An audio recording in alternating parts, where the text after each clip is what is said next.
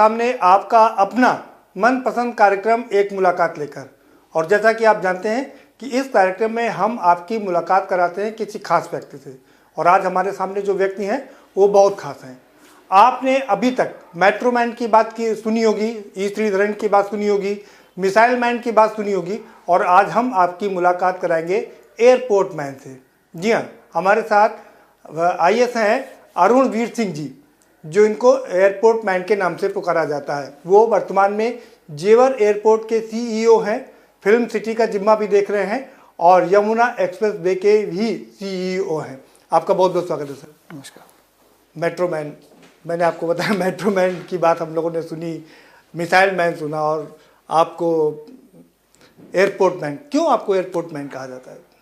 आप लोग स्नेह से कहते होंगे, बाकी तो काम चूँकि बहुत समयबद्ध रूप से और 2 से ढाई साल के अंदर ये सारा एयरपोर्ट का काम हो गया, चाहे लैंड एक्विजिशन का काम हो, चाहे बिडिंग का काम हो, चाहे कंसेशन एग्रीमेंट का काम हो, सारी चीज़ें एक नियत समय में हो गई, जो कि पहले कभी नहीं हुई थी कहीं पर भी। तो संभवतः इसीलिए लोग प्यार बस ये शब्द का इस्तेमाल करते होंगे। हालांकि मैं इस प्रकार के उसके लिए उपाधियों के लिए योग्य नहीं हूँ, और केवल आपकी मानता कि मैं अपने शासकीय दायित्वों का केवल निर्वहन कर रहा हूँ। नहीं, ये बड़ी बात है कि विश्व के विशालतम एयरपोर्ट में से एक को टाइम बाउंड उसको करा देना, शायद यही कारण है कि आपको एयरपोर्ट मैन कहा जाता है। जी सर। कितना क्या खासियत है इस एयरपोर्ट की, जेवर एयरपोर्ट की, और ये कब तक बन के तैयार हो जाएगा? सरकार का मानना है कि 2023 तक फर्स्ट फेज तैयार हो जाना चाहिए, रनवे स्टार्ट हो जाना चाहिए। देखिए, जेवर एयरपोर्ट जो है वो प्रारंभिक रूप से जब इसकी परिकल्पना की गई थी तो इसमें 2 रनवे की बात हुई थी, और 2 रनवे के लिए 13 से 34 हेक्टेयर ज़मीन एक्वायर करने का कार्यक्रम शुरू किया गया था। बट यहाँ पर हम लोगों ने जब काम शुरू किया तो ये देखा गया कि चूँकि इसकी कनेक्टिविटी बहुत ही वर्ल्ड क्लास की है, ऑलरेडी ये जो है 6 लेन एक्सप्रेस वे पे स्थित है, साथ ही साथ ये ईस्टर्न प्लेफेल भी इसके ऊपर से गुजर रहा है। इसके जो हिंटरलैंड है उसमें उत्तर प्रदेश के कम से कम 22 से 24 ज़िले हैं, पूरा वेस्टर्न यूपी और सेंट्रल यूपी आता है, राजस्थान के ज़िले से सटे हुए हैं, साथ ही साथ इसके हरियाणा से कनेक्टिविटी इसकी बहुत नज़दीक है, और दिल्ली इसके साथ सटा हुआ है। तो ये देखते हुआ कि इसका और भी, माननीय मुख्यमंत्री जी ने कहा कि इसके और विस्तार की बात की जाए, और कैबिनेट ने ये डिसीजन लिया कि इसको 4 से 6 रनवे का बनाया जाए। तो इस पर भी फिजिबिलिटी स्टडी कराई गई, और अब 5 रनवे का ये अंतर्राष्ट्रीय एयरपोर्ट बनेगा, जिसमें प्रारंभिक चरण में 2 रनवे होंगे, और इसकी उड़ान जो है पहली कमर्शियल फ्लाइट 2023 नवंबर-दिसंबर में प्रस्तावित है। कहा जा रहा है कि ये एशिया का बिगेस्ट एयरपोर्ट होगा। हालांकि चीन हमसे ज़्यादा बड़ा है, क्योंकि 6 वहाँ पर रनवे हैं, चल अभी 5 ही रहे, अपनी बता। तो कैसे क्या ये एशिया का सबसे बड़ा होगा? सबसे बड़े 2-3 एयरपोर्ट में एक होगा। नंबर 2 कहें, नंबर 1 कहें, तो समय के साथ स्थापित होगा, लेकिन हमारी आबादी है और जो एयर ट्रैफिक है, जिस हिसाब से उसकी बढ़ोतरी है, जिस हिसाब से उसका कंट्रीब्यूशन है, और डोमेस्टिक ट्रेवल बहुत ज़्यादा बढ़ रहा है भारत में, तो यहाँ पर ग्रोथ की बहुत ही इमेंस अपॉर्चुनिटीज़ हैं, और बहुत रैपिड ग्रोथ है एविएशन सेक्टर में।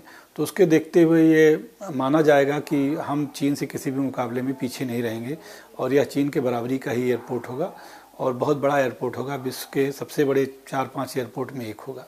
15 से 20 हज़ार करोड़ रुपए का प्रोजेक्ट है, अगर मैं गलत ना हूँ तो। कैसे इतना पैसा फंड कहाँ से जुटा रहे आप लोग? नहीं, देखिए, इसमें ये पीपीपी मॉडल पे एयरपोर्ट बन रहा है। इसमें राज्य सरकार ने अपनी हिस्सेदारी और 3 अथॉरिटीज़, नोएडा, ग्रेटर नोएडा और यमुना अथॉरिटी, इनकी हिस्सेदारी की है। तो इस प्रकार इसमें लैंड जो पार्ट है वो 4 स्टेक होल्डर्स ने लिया है, जिसमें 37.5% राज्य सरकार ने दिया है, 12.5% ग्रेटर नोएडा ने, 12.5% यमुना ने, और 37.5% नोएडा ने दिया है। तो इस प्रकार लैंड इक्विटी जो है स्टेट की है, और पीपीपी मॉडल पे इसकी ग्लोबल बिडिंग हुई है। तो जो इसमें डेवलपर है, जो कंसेशनायर है, वो निर्माण कार्य करेगा। निर्माण कार्य में कोई पैसा नहीं लगेगा राज्य सरकार का या किसी भी अथॉरिटी का, कोई पैसा नहीं लगेगा, लैंड ही इक्विटी है। एयरपोर्ट एजी ने बहुत लैटिन अमेरिका में, यूरोप में और एशिया में, साउथ ईस्ट एशिया में भी तमाम एयरपोर्ट बना रहा है, और दुनिया के सबसे बड़े, वर्ल्ड की सबसे जानी मानी कंपनी में से एक है जो बना। हीथ्रो एयरपोर्ट की बात करें, वो सबसे बड़ा देश, विश्व का सबसे विशालतम हो रहा, लेकिन कनेक्टिविटी ना होने की वजह से काफ़ी समय तक उसको प्रॉपरली रन नहीं किया जा सका। तो यहाँ पर ऐसी क्या व्यवस्था आपने की जो प्रॉपर कनेक्टिविटी हो, लोग आसानी से पहुँच सकें?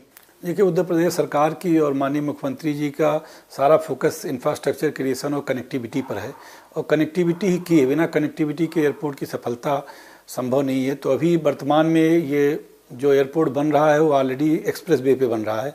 तो एक तो एक्सप्रेस वे से इसकी कनेक्टिविटी है, जैसा मैंने अभी रिक्वेस्ट किया कि इंटरचेंज बना करके हम इसको ईस्टर्न पेरिफेरल एक्सप्रेस वे से भी जोड़ रहे हैं। यहाँ पर मेट्रो आ रही है, मेट्रो स्टेशन भी यहाँ रहेगा। और अभी national high speed rail corporation ने जो DPR बनाई है, जो दिल्ली से वाराणसी जो बुलेट ट्रेन चलेगी, हाई स्पीड ट्रेन चलेगी, उसका स्टॉपेज भी जेवर एयरपोर्ट पे।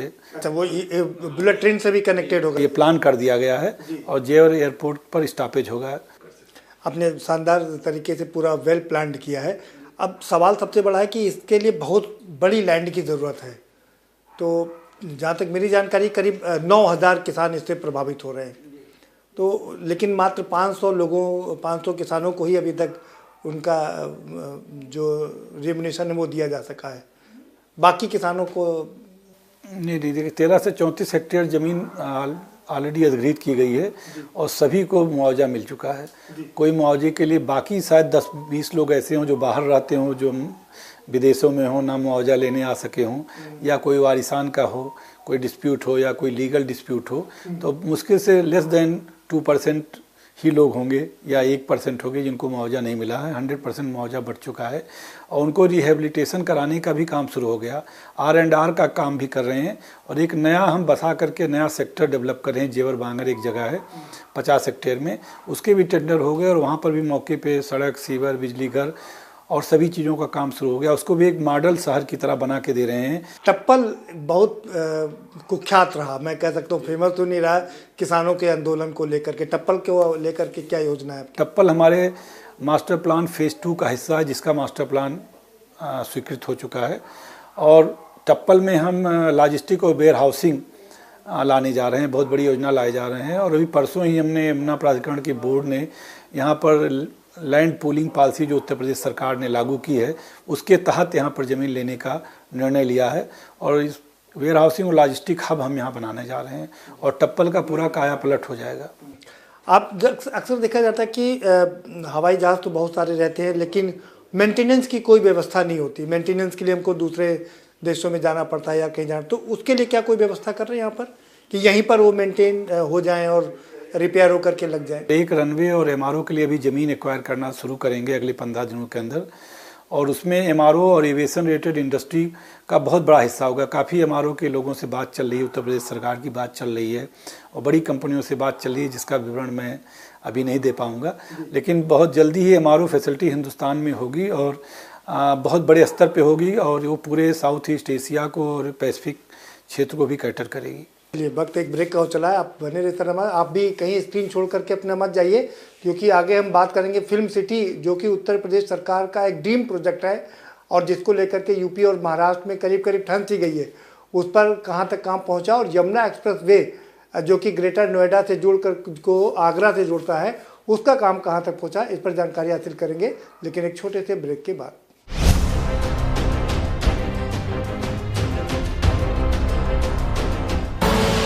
आप देख रहे हैं के न्यूज, खबरों का सारथी।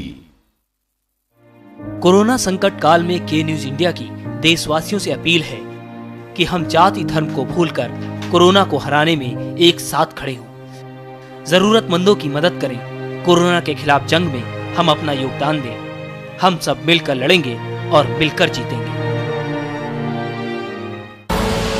आप देख रहे हैं के न्यूज, खबरों का सारथी।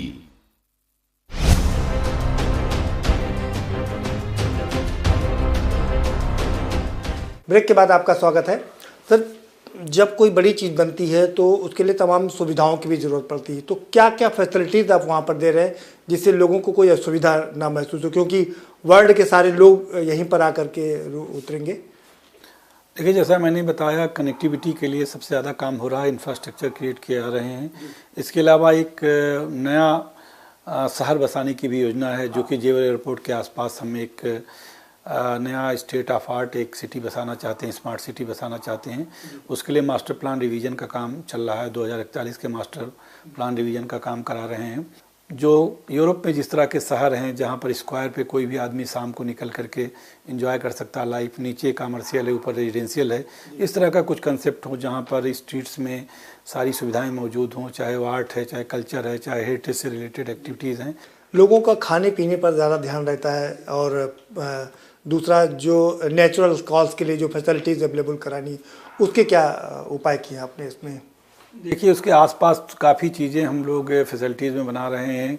तमाम हम लोग फुटप्रिंट कमर्शियल ला रहे हैं जिसपे कि प्लाजाज और होटल्स, एरो सिटी बनाई जा सके, साथ ही साथ कमर्शियल प्लाजा बनाए जा सकें और सब प्लान्ड हो। ऐसा नहीं होता है, होना चाहिए कि हैब्जर्ड डेवलपमेंट हो। ऐसा बहुत से एयरपोर्ट पे हुआ कि इसके सामने वाले गाँव में या उसके साथ जगहों पर बहुत सारे उदाहरण हैं देश में, बहुत ज़्यादा हैब्जर्ड डेवलपमेंट हुआ। कनेक्टिविटी की बात बार बार आती है। आपने बताया कि आप मेट्रो से इसको जोड़ रहे हैं, बुलेट ट्रेन से जोड़ रहे हैं, बस से जोड़ रहे हैं, ट्रेन से जोड़ रहे हैं, और क्या क्या साधन है, क्या फैसिलिटीज़ आप यहाँ पर अवेलेबल करा रहे हैं जिससे? नहीं, बसेज भी हमने शुरू की, एक यमुना सारथी सेवा शुरू की है जो कि बॉटनिकल गार्डन से आ रही है, वो जेवर एयरपोर्ट तक बढ़ जाएगी, अभी सेक्टर 25A तक आ रही है और ऐसे ही 50 बसेज चलाने की योजना है जिससे लगातार नोएडा से मेट्रो की कनेक्टिविटी तो रहेगी ही रहेगी, लेकिन सीधे बस सेवा भी आ सके यहाँ पर।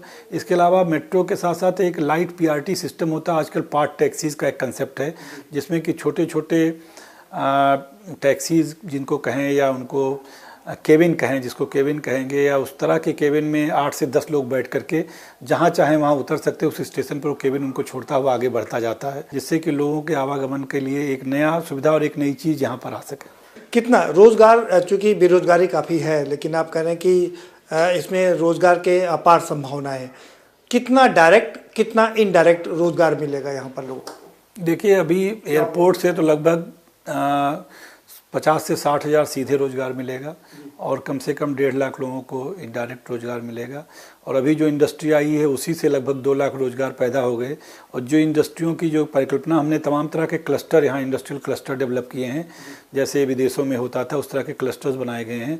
एक हैंडीक्राफ्ट क्लस्टर बनाया गया है, सब कोविड काल में हुआ है, आपको जान के खुशी होगी। एक अपैरल क्लस्टर, नहीं, ये बड़ी उपलब्धि है, इसीलिए तो आपको एयरपोर्ट मैन कहा जाता है। एक MSME क्लस्टर बनाया गया है और माननीय प्रधानमंत्री ने टॉय सिटी की बात की थी, जो चाइना से जो खिलौने इंपोर्ट होते हैं उन पे ड्यूटी बढ़ा दी गई है। तो जैसी घोषणा हुई, क्योंकि अब हम लोग लोकल के लिए वोकल हो रहे हैं, प्रधानमंत्री जी ने भी कहा कि टॉयज पूरे वर्ल्ड में 7 अरब की ये एक इंडस्ट्री है, तो इसको भी आगे बढ़ाने की इंडस्ट्री है। और जैसे माननीय प्रधानमंत्री ने घोषणा की वैसे ही हमने टॉयज एसोसिएशन ऑफ इंडिया के साथ बात की और आपको जान के खुशी होगी कि 1 से 15 बड़ी टॉय इंडस्ट्री जो देश की, वो ऑलरेडी उनको प्लाट अलाट किया जा चुका है। तो ये मतलब हम खिलौने भी वहाँ पर देख सकते हैं, बच्चों को खिलौने से भी महरूम नहीं रहना पड़ेगा। और भारत का बड़ा भारी योगदान होने वाला है खिलौनों की दुनिया में, स्पेशली वुडन टॉयज़ के साथ, सिरेमिक टॉयज़ के साथ, और इलेक्ट्रॉनिक टॉयज़ में भी बहुत ज़्यादा बनेंगे जो अभी चाइना पर काफ़ी निर्भरता है, क्योंकि BIS स्टैंडर्ड्स भी काफ़ी सरकार ने बढ़ाए हैं कि सस्ते और हल्के ऐसे कोई खिलौने भारत में ना आ सकें जिनसे कि जिनका हेल्थ हजार्ड हो। तो उसके नाते बहुत अच्छा एक लेवल प्लेइंग फील्ड बन गया है यहाँ के जो लोकल मैन्युफैक्चरर्स हैं। तो इसलिए वो बहुत उत्साहित हैं और बहुत बड़ी बड़ी कंपनियाँ आई हैं, उनको हमने अलॉटमेंट किया है। अब तो आप तो लंबे समय से काम को देख रहे हैं और लंबे समय से ये योजना चल भी रही है, कई वर्ष हो गए इसको। क्या लगता है कि सबसे आपका पसंदीदा काम यहाँ पर क्या था कि आपने ये किया, आपको सेटिस्फैक्शन मिला? जी, एयरपोर्ट की स्थापना सबसे बड़ा जॉब सेटिस्फैक्शन है, लाइफ टाइम चीज़ है, जो बहुत रेयर अवसर इस तरह का मिलता है कि आप किसी एयरपोर्ट की परिकल्पना में उसके सर्वे से लेकर उसके फार्म भरने पर, उसके फार्म पे दस्तखत करने से लेकर के उसके कंसेशन एग्रीमेंट तक पे दस्तखत करें, ऐसा बहुत रेयर हो पाता है। तो यहाँ हम ही लोगों ने एप्लीकेशन दी, हम ही लोगों ने इसका वेलनेस सर्वे कराया, उसके बाद इसके लिए सर्वे के बाद इसकी फिजिबिलिटी स्टडी कराई, कंसल्टेंट नियुक्त किया, फिर बिडिंग की, फिर कंसेशन एग्रीमेंट किया और अब उन्होंने मास्टर प्लान भी सबमिट कर दिया है, जो कि मास्टर प्लान जो है मिनिस्ट्री ऑफ सिविल एविएशन में भेजा गया है एयरपोर्ट अथॉरिटी और DGCA के कमेंट के लिए। बहुत जल्दी मास्टर प्लान पास हो जाएगा, इसके बाद निर्माण कार्य यहाँ शुरू हो जाएगा। आपने कहा निर्माण कार्य शुरू हो जाएगा, यानी कि अभी निर्माण कार्य शुरू नहीं हुआ। क्या उम्मीद कर सकते हैं कि 2023 तक जो मुख्यमंत्री जी की परिकल्पना है कि फर्स्ट फेज स्टार्ट हो जाए, क्या हम स्टार्ट कर पाएंगे? बिल्कुल, इसमें कोई भी किसी प्रकार का कोई डिले नहीं होगा। 2.5 साल में ये यहाँ पर जो है वो पहली जो है पैसेंजर उड़ान हो जाएगी, इसमें कोई दो राय नहीं है। एक और बहुत बड़ी बात है कि चूंकि बहुत बड़ा प्रोजेक्ट 70 से 80 हज़ार करोड़ का प्रोजेक्ट है ये, हमारा जो भारतीय है वो ज़्यादातर पैसे को ज़्यादा ध्यान देता है कहाँ से कम में मिल जाए, तो क्या इस पर बहुत ज़्यादा भार तो नहीं होगा कि टिकट ज़्यादा हो या ट्रेवल करने में दिक्कत हो? क्या उसमें कोई रिस्ट्रिक्शंस लगा रहे हैं आप लोग? ज्यूरिक इस बात के लिए पूरी दुनिया में जाना जाता है कि सबसे कम जो है वो ट्रैफिक टैक्स वो लगाता है, और उन्होंने जो मॉडल प्रस्तुत किया है, जो प्रेजेंटेशन दिए हैं और अभी जिस तरह से उन्होंने प्लान किया है, तो ये मान के चलिए कि यहाँ टिकट सस्ता होगा नई दिल्ली के IGI के मुकाबले, और पैसेंजर्स के ऊपर कोई भार नहीं पड़ेगा। कमर्शियल बहुत सारा तरीका होता है, MRO होता है, एरोसिटी होती है, इन सबसे काफ़ी रेवेन्यू जनरेट होता है। बहुत सारी एक्टिविटी, नॉन एरो एक्टिविटी और एरो एक्टिविटी से भी पैसे काफ़ी जनरेट होते हैं, एंड ज्यूरिक उसमें एक्सपर्ट है, तो किसी प्रकार का कोई पैसेंजर पे भार नहीं पड़ेगा। अगर टिकट महंगा होगा तो निश्चित तौर से लोग IGI के मुकाबले नहीं आएंगे। बिल्कुल बिल्कुल, तो ये एक अच्छी बात है कि मतलब पैसेंजर पर भार नहीं डाला जाएगा, बल्कि दूसरे एवेन्यूज खोजे जाएंगे अपने रेवेन्यू के, नॉन एरो एक्टिविटीज से जी रेवेन्यू जनरेट किया जाए। चलिए, आप बधाई की पात्र हैं, आपने इस एयरपोर्ट को 2023 तक चलाने की बात की है। आगे बढ़ लेते हैं, फिल्म सिटी की बात कर लेते हैं। फिल्म सिटी एक बहुत बड़ा ड्रीम प्रोजेक्ट है यूपी के मुख्यमंत्री का। कहाँ तक पहुँची ये योजना अभी तक? अभी तो शुरुआत भी हो गई है, 1000 स्क्वायर फीट में बनना है इसको। जी, माननीय मुख्यमंत्री जी ने ये कहा था कि आप लोग फिल्म सिटी के बारे में एक बनाइए, एक प्रेजेंटेशन दीजिए, और सभी से कहा गया था कि सभी अथॉरिटीज़ दें। तो और माननीय मुख्यमंत्री जी ने फिल्म सिटी से जुड़े लोगों को फिल्म बंधु की बैठक बुलाई थी, उत्तर प्रदेश सरकार की तरफ से बैठक हुई थी, तो उसमें मैंने प्रेजेंटेशन दिया था और ये प्रस्तावित किया था कि यमुना एक्सप्रेसवे पे ही एयरपोर्ट से लगभग 5 किलोमीटर दूरी पर सेक्टर 21 है, जहाँ पर 1000 एकड़ लैंड है। तो इस लैंड में कमर्शियल भी है और इंडस्ट्रियल भी है, और फिल्म जो है इंडस्ट्री के अंतर्गत आता है मास्टर प्लानिंग में कि इसको इसके लिए चिन्हित कर दिया जाए। तो माननीय मुख्यमंत्री जी ने और जितने भी डायरेक्टर्स लोग जो वीडियो कॉन्फ्रेंसिंग जुड़े थे या जो लोग आए थे, फिल्म निर्माता, सभी लोगों ने सहमति दी कि कनेक्टिविटी के लिहाज से चूँकि ये सबसे अच्छी जगह है और यहाँ पर फिल्म सिटी बनाया जाना सबसे उपयुक्त रहेगा। तो माननीय मुख्यमंत्री जी की हरी झंडी पाने के बाद हमने तुरंत उस पर काम शुरू कर दिया, और उत्तर प्रदेश सरकार ने मुझसे कहा कि आप इसके कंसल्टेंट की नियुक्त करिए, इसके DPR बनवाइए और फिर इसको कैबिनेट में भेजिए। आपके इस प्रोजेक्ट देने से तो महाराष्ट्र की सरकार हिल गई। उद्धव ठाकरे कहने लगे कि ये यहाँ से वापस मतलब कोई ले नहीं जा सकता है। नहीं, माननीय मुख्यमंत्री जी ने स्पष्ट किया है कि उत्तर प्रदेश के लिए वो फिल्म सिटी बना रहे हैं और ये एक विश्व स्तरीय फिल्म सिटी बनाएगी। विश्व स्तरीय बनेगी तो जाहिर सी बात है कि बॉलीवुड को कहीं ना कहीं धक्का लगेगा ना सर? नहीं, ये तो देखिए देश में और भी फिल्म सिटी हैं, हैदराबाद में है, लेकिन इतनी बड़ी नहीं है जितनी बड़ी आप बना रहे हैं ना। बॉलीवुड 500 एकड़ में है और आप 1000 एकड़ में बना रहे हैं।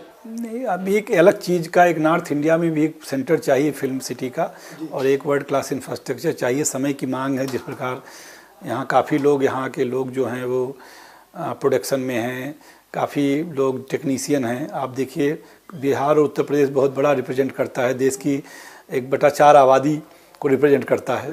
तो यहाँ नहीं, विश्व का 7वां सबसे बड़ा देश है उत्तर प्रदेश। यहाँ के लोगों के लिए और एक सुविधा यहाँ होगी, और वो किसी से कोई उसमें कोई कंपटीशन नहीं है। एक नए सिरे से एक नई चीज़, विश्व स्तरीय चीज़ बनाने की बात है। नहीं, कंपटीशन तो नहीं, लेकिन आपने हिला तो दिया ना सर उनको। वो हिल गए हुए कह रहे हैं कि बॉलीवुड को लेके जाने की यहाँ से कोशिश की जा रही, साजिश की जा रही कह रहे हैं यहाँ पे। चलिए सर, एक और वक्त एक और छोटे से ब्रेक का हो चला है, एक और छोटा सा ब्रेक लेंगे आप, और फिर हम आपसे यही कहेंगे कि आप स्क्रीन छोड़ करके ना जाइए, क्योंकि यमुना एक्सप्रेस वे एक बहुत बड़ा प्रोजेक्ट है और वो कहाँ तक पहुँचा और कब आप उस पर चल पाएंगे, ये हम आपसे जानने की कोशिश करेंगे। और फिल्म सिटी अभी कब तक डेवलप हो पाएगी, कि क्या इसके आयाम है, इस पर भी जानकारी हासिल करेंगे, लेकिन एक छोटे से ब्रेक के बाद।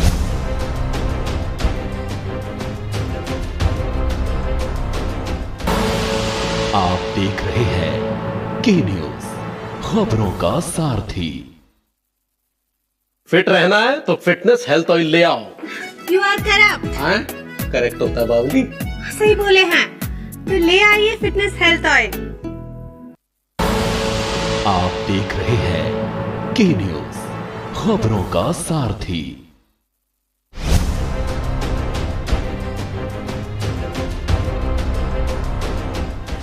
ब्रेक के बाद आपका स्वागत है सर। फिल्म सिटी एक सपना, वो सपना जो लोग मुंबई जाकर के पूरा करने की कोशिश करते हैं, और अंधेरे में खो जाते हैं, वो सपना यहाँ यूपी में कब तक पूरा हो जाने की उम्मीद है?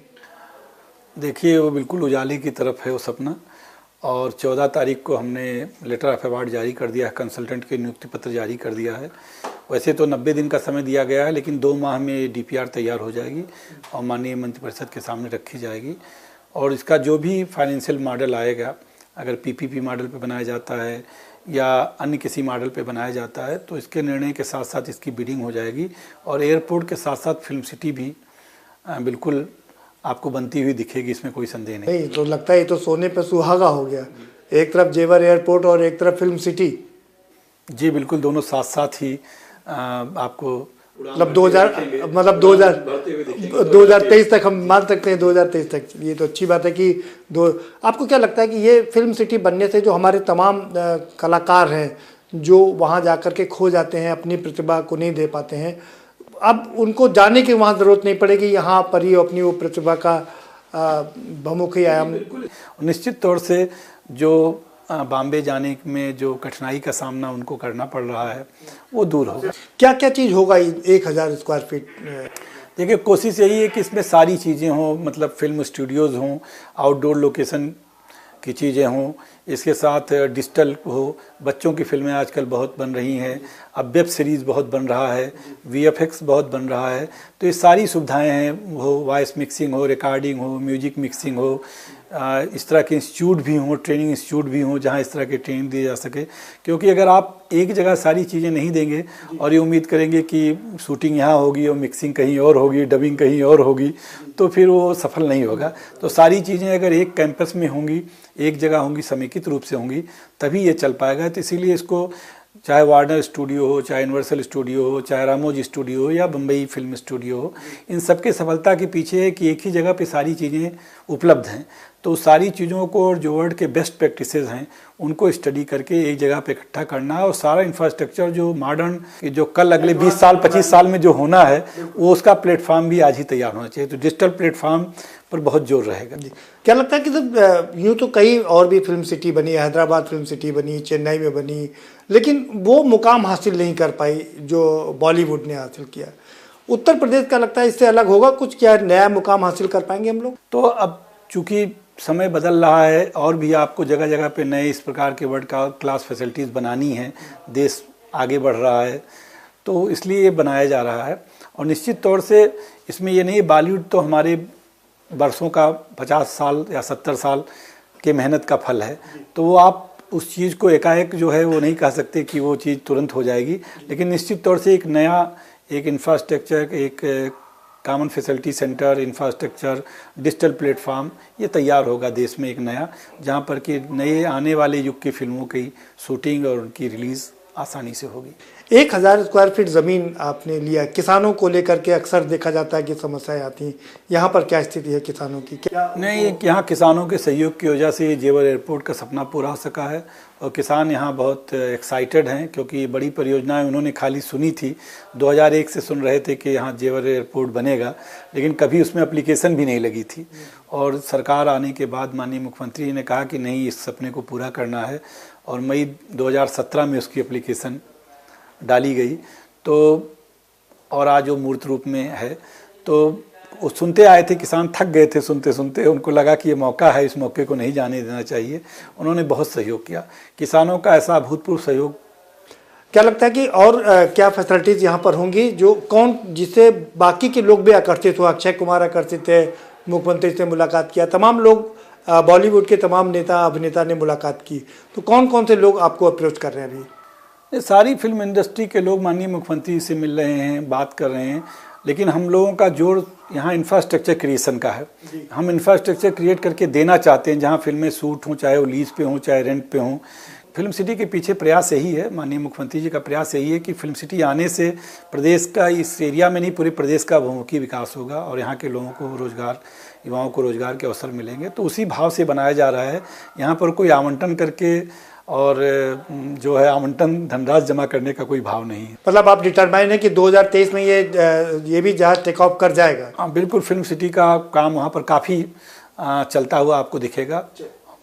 अब बढ़ लेते हैं थोड़ा यमुना एक्सप्रेसवे की और आगे बढ़ लेते हैं, आप उसके भी सीईओ हैं। कहाँ तक पहुँचा यमुना एक्सप्रेसवे का काम? एक तो इसको क्या कितने शहरों से इसको जोड़ा, क्योंकि ग्रेटर नोएडा से आगरा तक इसको जोड़ रहे हैं, शायद 6 लेन है ये हमारा। जी, ये ऑलरेडी ये तो चल रहा है। एक्सप्रेसवे 2011 में शुरू हो गया था और इसमें कुल 6 ज़िले हैं, गौतम बुद्ध नगर, बुलंदशहर, अलीगढ़, हाथरस, मथुरा और आगरा।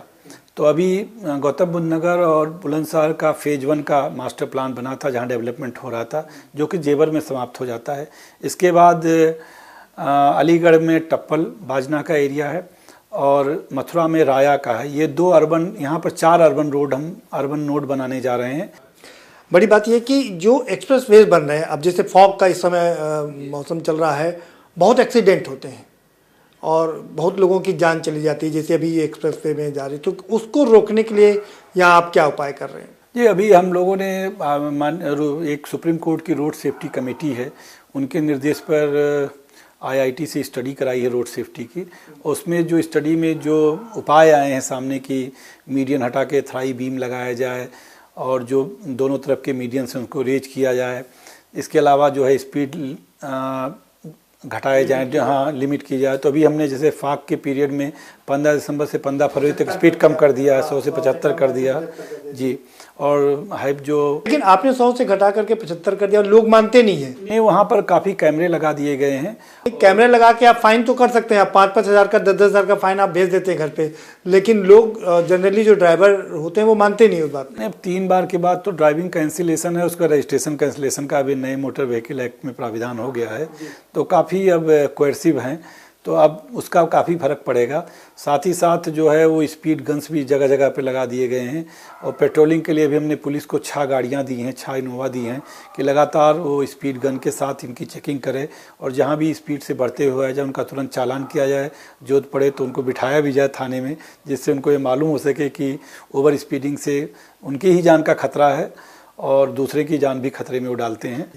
क्या लगता है कि आसपास की ज़मीन, जो कि जेवर एयरपोर्ट बन रहा है, यमुना एक्सप्रेसवे, फिल्म सिटी, तो आसपास की ज़मीनें भी काफ़ी कॉस्टली हो जाती हैं, ऐसे में लोगों का टेम्पटेशन बढ़ जाता है। हाँ, लेकिन वो ऑलरेडी नोटिफाई कर दी गई। 11 से 87 गाँव यमुना एक्सप्रेसवे में नोटिफाइड हैं, तो वहाँ पर ज़मीनों का कोई मिसयूज़ नहीं हो सकता है और जो वहाँ पर जो मास्टर प्लानिंग की जो ज़मीन है वो ज़मीन सुरक्षित रखी जाएगी, उसके भी सारे उपाय किए जा रहे हैं। चलिए, बहुत शुक्रिया हमारे हमसे बात करने के लिए। लेकिन हम आपसे चलते चलते एक बात और जान लेंगे, आप हमारे के न्यूज़ के दर्शकों को हमारे चैनल के माध्यम से क्या संदेश दे रहे हैं? नहीं, पहले तो आपको बधाई देते हैं, आपकी प्रेजेंस बहुत अच्छी है और प्राइम टाइम हम भी देखते हैं और काफ़ी सारगर्भित और बहुत ही उत्कृष्ट श्रेणी का आप एंकरिंग करते हैं, तो आपको भी बधाई है और आपके के चैनल को भी बधाई है।